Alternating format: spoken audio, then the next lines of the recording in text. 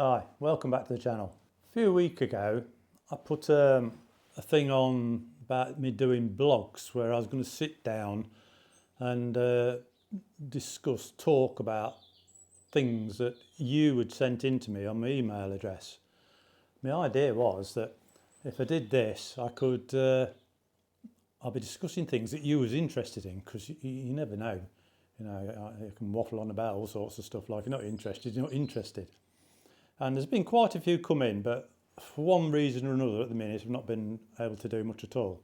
I've been reading the emails and I will be getting on to them, so you've not been wasting your time. One of the ones that surprised me when I first saw it was, why don't I do a review on YouTube bloggers, people that's got YouTube channels? To be fair, I dismissed it straight away. I thought, opening a hornet's nest here.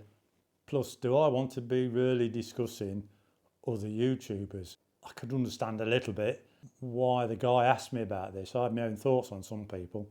Well, I talked to Sue about it, the wife, and she says, I think you're better off leaving that one. Anyway, so I didn't do anything about it.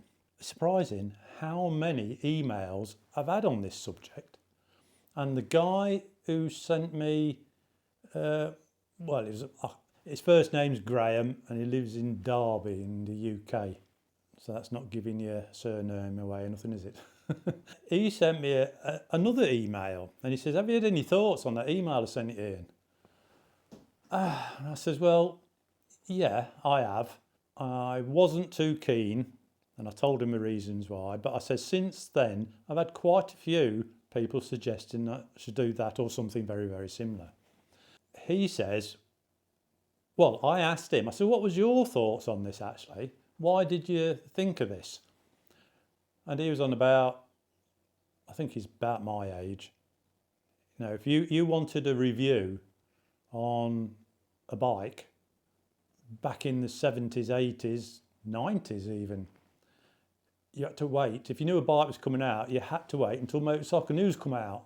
Was it a Wednesday? It might have been a Wednesday. Motorcycle News come out, you're straight down the paper shop, look at it. Front page, there'd be a thing across, road test. It wasn't called reviews then, it was road test on something. And you'd open it up and there'd be the double spread of the bike. And it was usually the same old crap really. Main picture was big wheelie going down the road or dragging the knee round a corner. And you used to read it and it was the latest bike. It was the only way you're going to find out. That, and I think, what was the other one I had? Performance Bike magazine was the one I used to have as well. And Dirt Bike magazine, because I was into off-roading. I used to read I keep saying review because it's the word we use nowadays, review. We don't say road test, do we? But I kept reading the road tests on these bikes. And it became a bit of a pattern as well. MCN, unless it was 150 brake horsepower, they weren't really interested. Unless it would do big wheelies and over 150 miles an hour, just wasn't the bike for them. They very rarely did your everyday ride to work bike, you know, a 500 twin, a 500 singular or whatever. But I suppose that doesn't sell papers, does it? It's got to be a bit dramatic. And if they did a group test, like where there's going to pick a winner, they'd have maybe 3 testers riding 3 different bikes. They always all agreed the one with the most horsepower was the best handling, it was the fastest, it was the bike they'd want. And they sort of dismissed, especially the one that come in third place. It was a no-show really, that one. And you sort of got the pattern as you watched it, that they was only interested in the big stuff.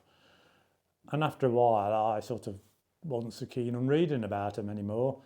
You know, they could have a same model the year after, they got 2 horsepower more and did like 3 miles an hour faster. Oh, it's such an improvement and it's better than the old model and blah, blah, blah. You think, God, this is crap. And the older you get, the wiser you get. Well, in theory anyway. As the years have gone by, we got into YouTube, didn't we? YouTube has opened up a different world. It has, really has. Because when you used to read your newspaper, your Motorcycle News, you'd read something, then you'd go to the shop to look at the bike yourself, physically. and if possible, get a test ride on it. YouTube, they review bikes. I think it started off, people started to review their own bikes, which, you know, is just YouTube, isn't it? That's what you do. Then people was managing to get a big dealership, let them test ride a bike, and they maybe test rode a bike, and while they was out on test ride, did a bit of a review on it. Then I think the dealers cottoned on, this is free, good advertising, if you've got the right YouTuber. If he's big enough, if he's got enough subscribers, it's free advertising for us. Picture of our shop, inside, maybe walk around with your camera, show our jackets, helmets and stuff, take the bike out on one condition. I want a good review on the bike. I don't want you coming back and you slagged it off, because if you do, you won't be test riding any more of our bikes. Give me a good review. As you see in our showroom, we've got stacks of bikes. You can take any of these out and do reviews on them on the same format. Then there's that many good channels now. I mean, there's a lot of YouTubers, I think, if you look at them, they're my age, or maybe not as old as me, who's retired though, got a pension, and especially in the UK, can make a good, you could say, top up money or a good living as a business just off YouTube, reviewing bikes, reviewing products, tyres, jackets, helmets. But hell, I even see one, the bloke was reviewing a pair of gloves, and he stood at his house with his pair of gloves, took them out of the box, out of the packet. There was expensive gloves, and I think it was 35 minutes to review. And I thought, how the hell can you do a review on a pair of gloves for 35 minutes? But he did it. But he's a big channel guy, like. So you can review anything with enough subscribers and make a decent living. Then, when the manufacturers started bringing the new bikes out, they started revealing them themselves with fancy videos on YouTube. So basically, YouTube now has the power you would not believe. Everybody goes to YouTube, no matter what you want to do. If you want to see how to fit a washer on a leaking tap in your bathroom, you go on YouTube, there's somebody there who's going to show you how to do it. So you can go from a simple washer to a reveal on a brand new bike, like Royal Enfield do quite a lot. So do some of the other manufacturers. So that's the power of YouTube. This is what the guy who started this thing off with, the guy from Derby, was on about. He says he's getting sick and tired of watching a review where everything has a positive review on it. He says every bike has a positive review. And he says the things that come out with a brutally honest review. He says that's what they all say, a brutally honest review. He says it's a load of bollocks. And I thought, well, yeah, I know what you're on about. I do. I get sick of it. And the other thing he says is, if something new comes out, he says within the week, every YouTube channel's got the same bloody bike on, reviewing it. Or if it's a couple of weeks or a month later, one of the channels will come on, I've been struggling to get my hands on this bike to do a review. I've just managed to get the review. Basically, the big guys on YouTube need to churn out videos, don't they? One after the other. I see quite a few of them. Might do four videos a week. 4 videos a week, if you're watching them, a fair bit, but you try doing them. You've got to make the video, organise yourself. You've got to cut it. That's the biggest job. Making the video is a tiny bit of doing it. The cutting and everything else is the biggest job. And to do 4 videos a week, you're full time, I'll tell you now. You've hardly got time to do anything. Plus, like me, I get fed up on it. It ruins my riding. I prefer just to jump on my bike without a camera and go for a ride. That's my enjoyment on doing this. But you can guarantee every time I do that, I haven't got the camera with me, I come across something that I should have filmed, you know, these random things. I was out one day and there was a horse and donkey.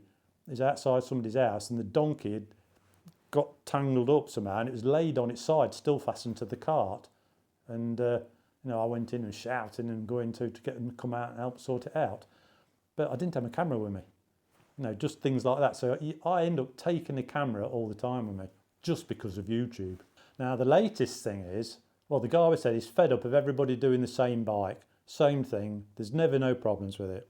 Then his other comment was, there's just lately, KTM was one, wasn't it, with the camshafts. Every man and his dog had got reviews on this camshaft problem and all this. And it started off with the faults with it, what was happening and what the KTM doing and blah, blah, blah, blah, blah.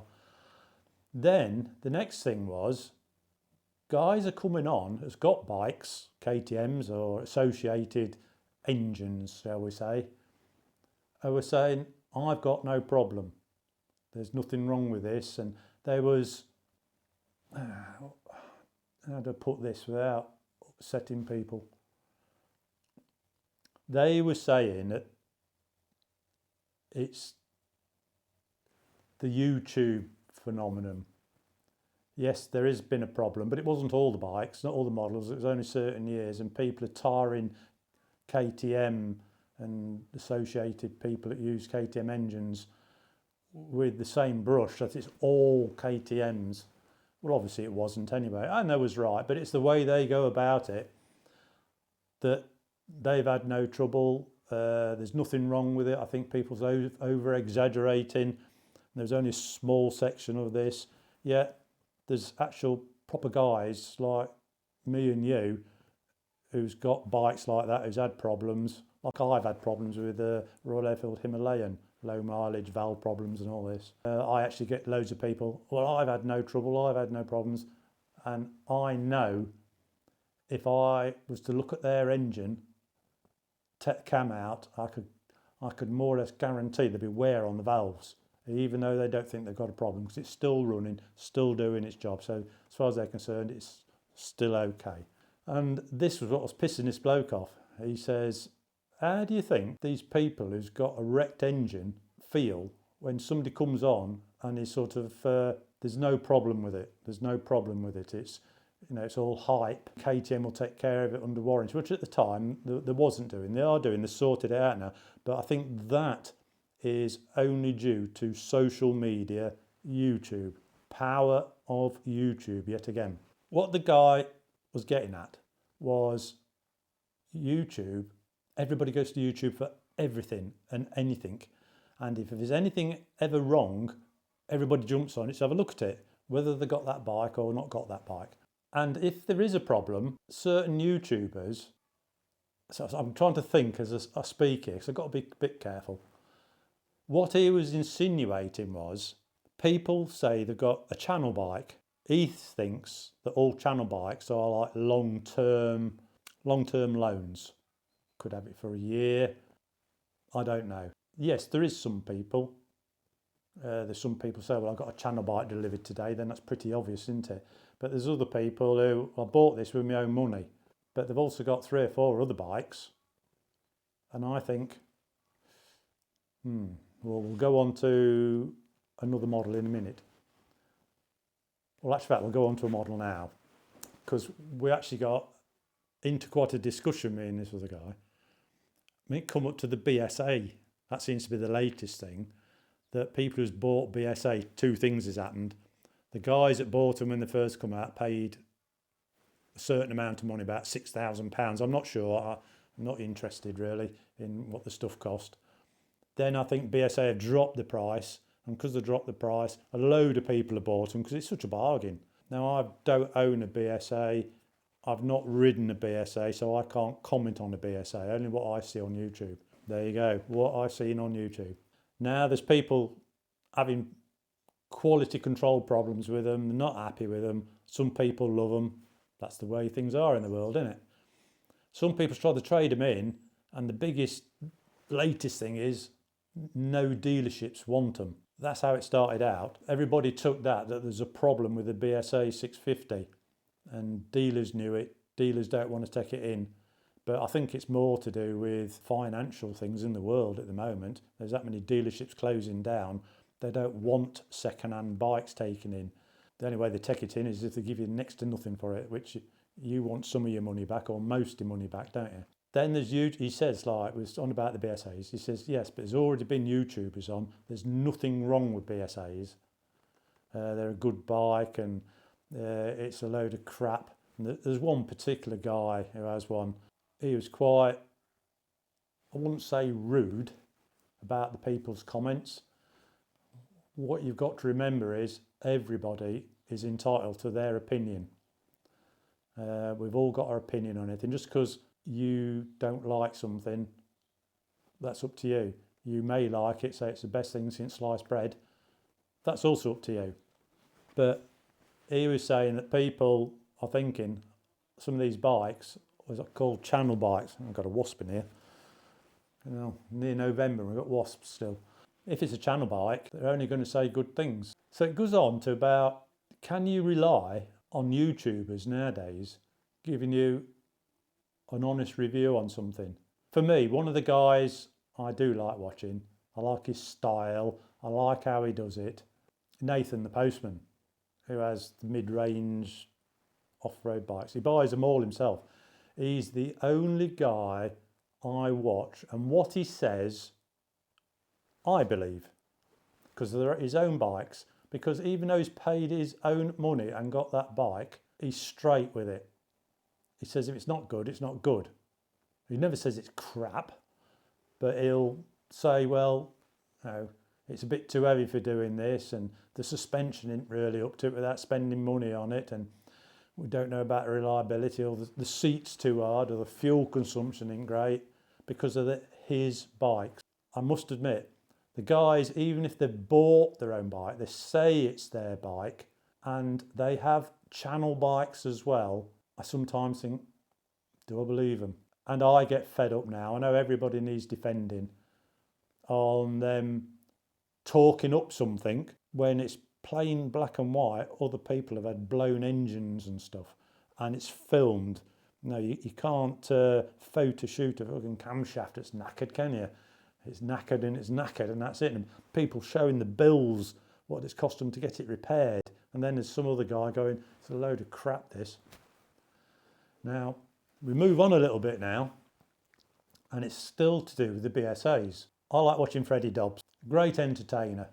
Well, he is. He's got certainly got a unique style. And he's an excellent entertainer. Rides his bikes, whatever weather, does trips, he's out in his waterproofs and whatnot. Mechanically, he knows sod all about a bike. And I nearly went off him a little bit till he did a review on the Ducati Multistrada. Now, I don't know what had gone off. Freddie Dobbs isn't an off-road rider. He says, oh, I'm off-roading with this. Oh, crikey, you know. But he slagged that bike off because it was too big, too heavy, too expensive, too powerful to ride off-road. And he was correct. And it's pretty obvious that he was never going to do a review on a Ducati. Now, he does a blog where people send stuff in, and he did, was it Tuesday at Dobbs or something like that, about the BSA. And this is the thing that brought up the bloke had tried to trade one back in for a bike, and he'd been to two or three shops, and he couldn't get anything done right. Wasn't interested. The next one he put on, he'd had a load of grief from BSA themselves. Some manager hierarchy in the import place imports the BSAs into the UK. Now, Freddie didn't say he'd been threatened, but let's just say he was persuaded to alter what he was saying about them. And he says, I've been plainly told there's a lot of people who don't like me in the motorcycle industry. And he changed the heading of the last video. He included Harley Davidson Sportster into it or something. He changed it. Is this because the power of YouTube, manufacturers are getting frightened now? Or it just goes to show that the manufacturers are watching the big YouTubers, what they say, because obviously they're thinking this is going to influence the public on buying our bikes, which I think now, after the Freddie Dobbs, everybody knows about it. I watched Stuart Fillingham, I ain't bothered about saying who he is, Stuart Fillingham riding his BSA down the road, and he actually mentioned Freddie Dobbs and his opinion of what was said, what was happened, and all the scenarios that the guy who tried to trade his bike in could have been why the dealership didn't want that bike. Now, you must have all watched it, so I'm not going to go into it. I don't want to talk about Stuart Fillingham. But are the YouTubers, the big guys now, A, not wanting to upset the manufacturers if there's a problem? Are they still going to sugarcoat it because it could affect their livelihood? Or maybe legal action? I don't know. I don't know how that could go. I don't know. I'm not a lawyer or anything like that. A mechanic. I know sod all about anything else but nuts, bolts and spanners. So what you're going to watch on YouTube now, is it going to be influenced now by the popularity of YouTube and legal action from the dealerships? Well, not dealerships, well, it could be dealerships, but the manufacturers who's going to have a lot of weight behind them. If you start getting a bad name with the manufacturers, are they frightened they won't be able to get bikes to review and products? They don't get the bikes, they don't get the products, they eventually won't have a YouTube channel. What do you think then? I've got my thoughts, but I'm keeping them to myself. These are the thoughts of people that sent me emails on this. Yes, I have discussed it with them, and as you get into discussion, you put your thoughts forward as well, don't you? I sort of cherry-picked. I've left some things out, what was said, but I've cherry-picked which I think is reasonable for me to put on YouTube without upsetting people. I know people's got to make a living and people's got their own ideas like I have. The guys who think there isn't any problem with whatever they're riding, that's their ideas, they're quite entitled to it, not a problem to me.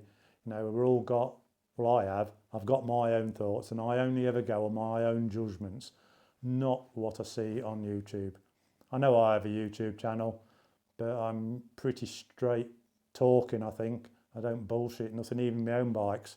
Where I say there've been problems, I tell you. If I think it's rubbish, I tell you. That's just how I am. You don't make friends, but that's how I am. Right and wrong, black and white. Anyway, hope you enjoyed this. Comments down below, because there's going to be loads again.